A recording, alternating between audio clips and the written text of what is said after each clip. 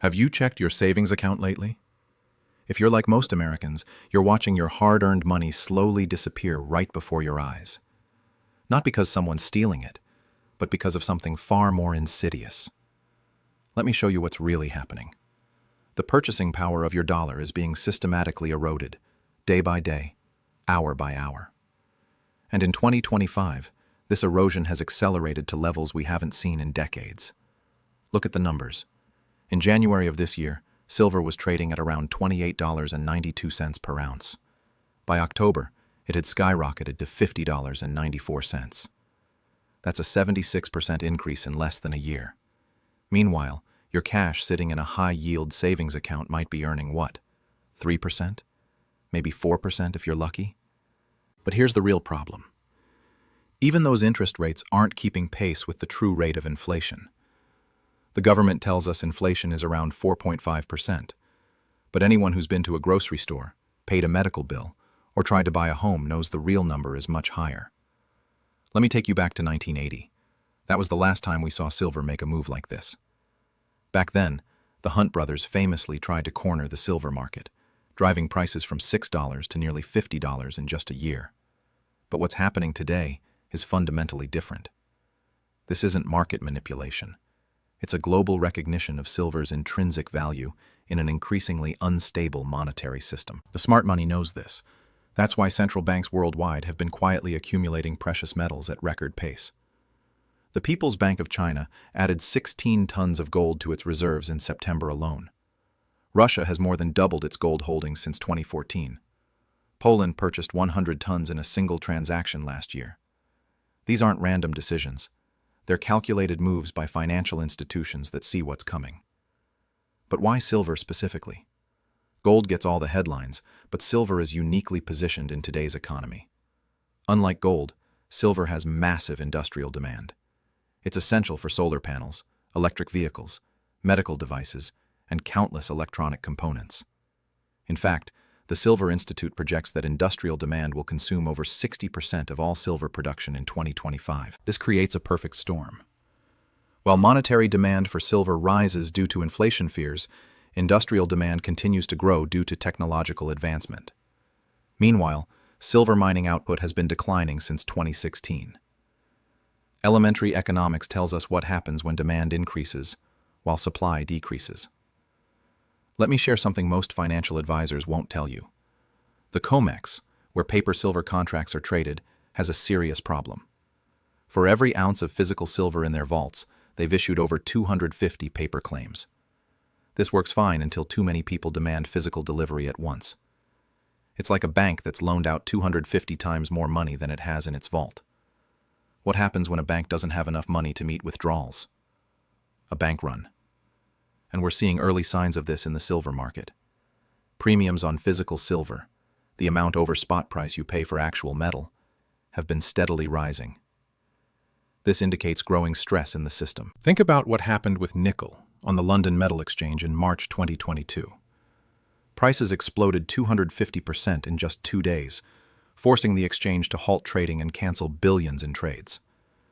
The same dynamics exist in silver, but on a much larger scale. Now let's talk about what this means for your money. If you had $10,000 in cash sitting in a savings account at the beginning of 2025, it's now worth about $9,550 in real purchasing power, assuming the official inflation rate. But if you had converted that $10,000 to silver, it would now be worth approximately $17,600. That's the difference between losing $450 and gaining $7,600 in just 10 months. Quick aside, if you're sitting on $100,000 or more in retirement accounts, I put together a free guide on how gold IRAs work. It's in the description. Covers how to get physical silver and gold into your retirement account without tax penalties. Worth checking out if that's relevant to your situation. Anyway, back to where this price is headed next. The technical analysis is revealing. Silver has broken through every major resistance level on its way up. The 50-day moving average crossed above the 200-day moving average in February, a golden cross pattern that typically signals the beginning of a major bull run. But more importantly, silver is still undervalued by historical standards. The gold-to-silver ratio, which measures how many ounces of silver it takes to buy 1 ounce of gold, has averaged about 47 to 1 over the last century. At the beginning of 2025, this ratio was around 85 to 1. Today, it's closer to 65 to 1, but still well above the historical average. For silver to return to its historical relationship with gold at current prices, silver would need to reach approximately $78 per ounce. Some analysts are calling for $100 silver by the end of 2026. Let's look at what happened during previous silver bull markets. From 2008 to 2011, silver rose from $9 to $49, a 444% increase. From 1976 to 1980, it went from $4 to $49, over 1,000%. The current move from $18 in 2022 to $50 today represents just a 177% increase so far. Historically speaking, we're still in the early stages. What's driving this beyond simple supply and demand? De-dollarization.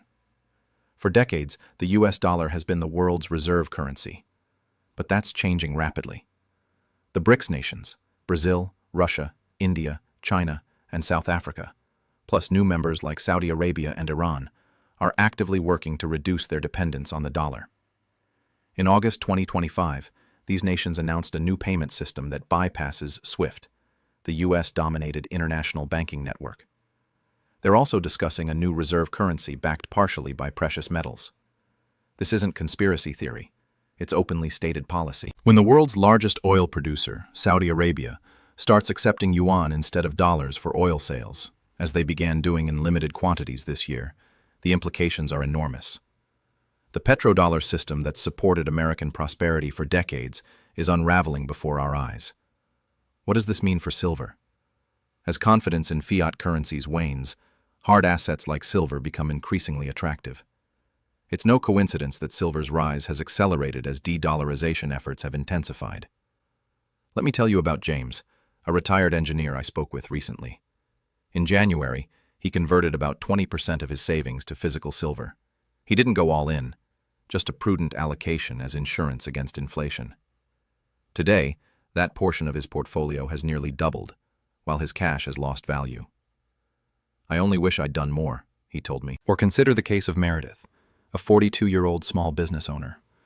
She started buying a few silver coins each month in 2023. Nothing dramatic, just $200 to $300 worth. That consistent approach has built her a significant position, now worth over $30,000. "It was painless," she said. "I barely noticed the money going out each month, but now I have something substantial." These aren't wealthy investors or financial professionals. They're ordinary people who recognized what was happening and took simple steps to protect themselves. Now, I'm not suggesting you convert all your money to silver. Diversification remains important. But the data clearly shows that having zero allocation to precious metals in today's environment is a decision that's costing you money every single day. Think about what happened to those who ignored the warning signs before the 2008 financial crisis, or those who dismissed Bitcoin as worthless in its early days. There are moments in financial history where the signals are clear for those willing to see them. This is one of those moments. The World Silver Survey, published annually by the Silver Institute, reported that 2024 marked the first physical silver deficit in years, with demand exceeding supply by 142.1 million ounces. This deficit has only widened in 2025. Meanwhile, major financial institutions are changing their tune. Bank of America, which was bearish on silver for years, released a report in July projecting silver prices to reach $60 by mid-2026. Goldman Sachs followed with a similar forecast in September. Even JP Morgan, which has historically been accused of manipulating silver prices downward, has built one of the largest physical silver positions in the world. Their COMEX warehouse now holds over 188 million ounces of physical silver. Actions speak louder than words. The smart money isn't just talking, it's acting. BlackRock's iShares Silver Trust, SLV, has seen inflows of over $1.2 billion in the past 6 months. Sprott Physical Silver Trust, PSLV, has added more than 15 million ounces to its holdings this year. But perhaps most telling is what's happening with retail demand. The U.S. Mint has been unable to keep up with demand for Silver Eagles, the official silver bullion coin of the United States. They've been on allocation, rationing, for most of 2025. The same is true for the Royal Canadian Mint, the Perth Mint in Australia, and other major government mints. This isn't just happening in the West. In India, traditionally a gold-focused market, silver imports reached a record 10,000 tons in 2024 and are on pace to exceed that in 2025. Chinese investors, facing a troubled real estate market and stock market volatility, have increasingly turned to silver as a store of value. What we're witnessing is a global phenomenon, a collective recognition that the monetary system as we've known it is changing fundamentally. Let's talk about timing. Could silver pull back in the short term? Absolutely. No market moves in a straight line. But the fundamental drivers, industrial demand, monetary demand, supply constraints, and de-dollarization, aren't going away. If anything, they're intensifying. A temporary pullback would simply be an opportunity for those who haven't yet positioned themselves. As Baron Rothschild famously said, "Buy when there's blood in the streets." The corollary might be, buy more when there's a dip in a bull market. Now, let's address some common objections. Some will say, silver has already moved too much. I missed it. History suggests otherwise. In previous bull markets, silver made the majority of its gains in the final phase of the move. If this cycle follows historical patterns, the biggest moves are still ahead. Others might say, I don't want to store physical metal. That's a valid concern, but there are multiple solutions. Allocated storage programs allow you to own physical silver stored in professional vaults. Silver ETFs offer exposure to the price without physical possession. And for retirement accounts, as I mentioned earlier, silver IRAs provide a tax-advantaged option. The key is to take some action. The cost of doing nothing, of leaving your wealth fully exposed to currency debasement, has never been higher. Consider this. The Federal Reserve has increased the money supply by over 40% since 2020. That new money doesn't create new goods and services. It simply competes for existing ones, driving prices higher. This isn't a temporary phenomenon. It's the new normal. Central banks know this. That's why they're buying gold and silver at the fastest pace in decades. They're not doing this for short-term gains. They're preparing for a new monetary regime. The writing is on the wall for those willing to see it. The question isn't whether you should own some silver. The data makes that clear. The question is how much, and in what form. For most people, a 10 to 20% allocation to precious metals makes sense as part of a diversified portfolio. Within that allocation, silver deserves a significant place alongside gold, especially given its current undervaluation and superior growth potential. As we move toward the end of 2025, the contrast between those who took action and those who remained fully in cash will only grow starker. The former will have preserved and likely grown their purchasing power. The latter will have watched it erode month after month. The choice is yours, but the data is clear. If you're holding cash instead of silver, you're bleeding money in real terms. And unlike a physical wound, this bleeding happens silently, without pain, until you realize how much has been lost. The time to act isn't some distant point in the future. It's now, while silver remains below its inflation-adjusted all-time high of over $150 in today's dollars. The window of opportunity won't remain open indefinitely. Those who understand what's happening aren't waiting. They're taking measured, rational steps to protect what they've worked for. Not out of fear, but out of prudence. Not with wild speculation, but with careful allocation. The evidence is overwhelming. The trend is clear. The choice is yours. But remember, in a world of currency debasement, standing still means falling behind. And holding cash instead of silver means watching your purchasing power bleed away, day by day, dollar by dollar. The good news?